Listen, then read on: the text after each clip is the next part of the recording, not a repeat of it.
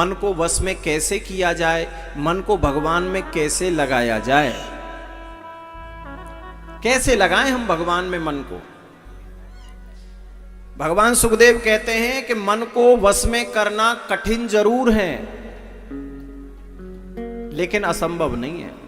मन को भी वश में किया जा सकता है। और मन वश में कैसे होता है? बोले दो ही रीजन है उसके।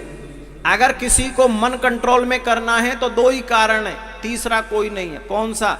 मन होगा कंट्रोल में या तो होगा अभ्यास से और या होगा वैराग्य से।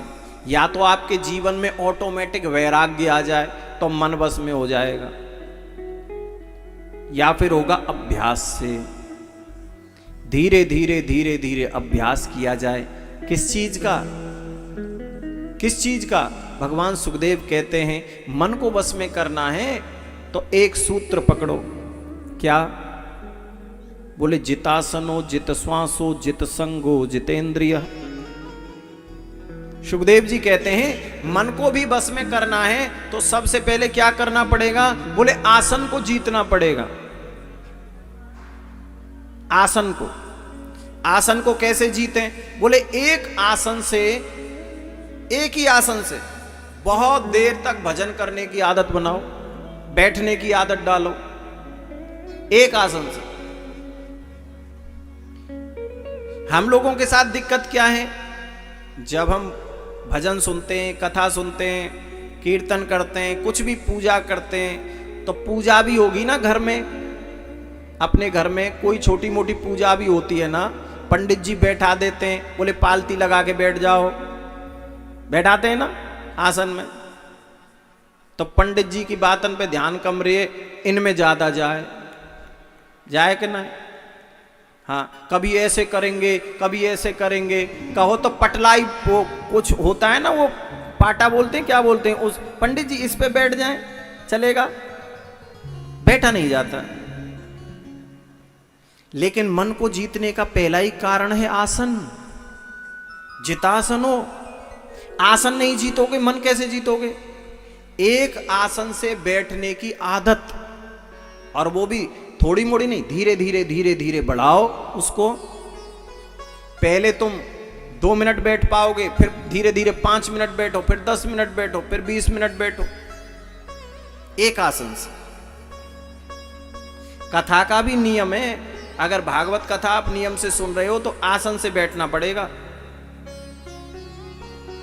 आसन से, एक ही आसन से।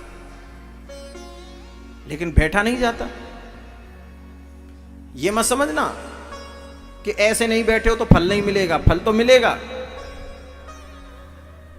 वो कोई दिक्कत नहीं है। तुम सोफे पे बैठो तो भी मिलेगा, वो कोई दिक्कत नहीं। बस नींद नहीं आनी चाहिए। बोलो जय श्री कृष्ण, जोर से बोलो। तो सुखदेव जी कहते हैं जितासनो, आसन को जीतना पड़ेगा। जित श्वासो, फिर श्वासों को जीतना पड़ेगा। और श्वासों को कैसे जीता जाता है? प्राणायाम के द्वारा। श्वासों को धीरे धीरे जीतना सीखो, हैं? 30 सेकंड, फिर 35 सेकंड, फिर 40 सेकंड, फिर धीरे धीरे 50 होंगी, फिर 1 मिनट होगी। कई कई बार तो जब रोज अभ्यास से करत करत अभ्यास के जड़ मत हो तो सुजान, अभ्यास से सब होता है और बिना अभ्यास के कुछ नहीं होता। तो धीरे धीरे आदत बनानी पड़ती है। जब मैं जीवन की पहली कथा कर रहा था ना, मैं अपने जीवन की फर्स्ट कथा कर रहा था, पहली, तो इन पैरों में इतना दर्द होता था, इतना दर्द होता था कि हर समय दबाता था, बैठा नहीं जाता था।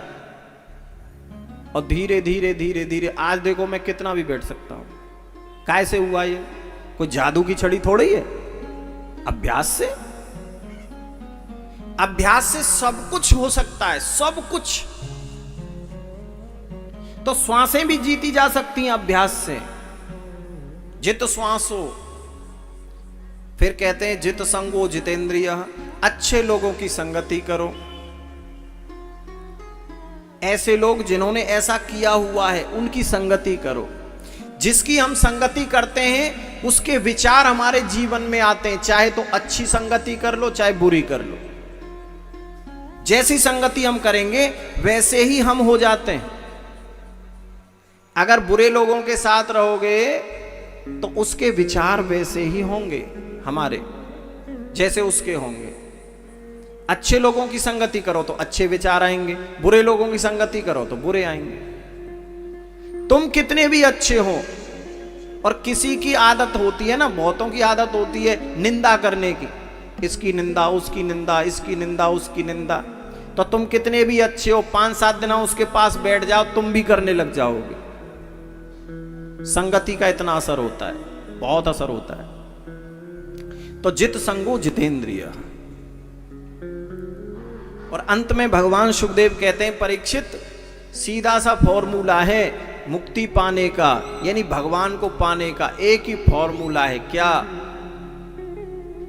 बोले प्रत्येक श्वास के साथ, यानी हर वक्त संसार को रखो शरीर से और भगवान को रखो मन से।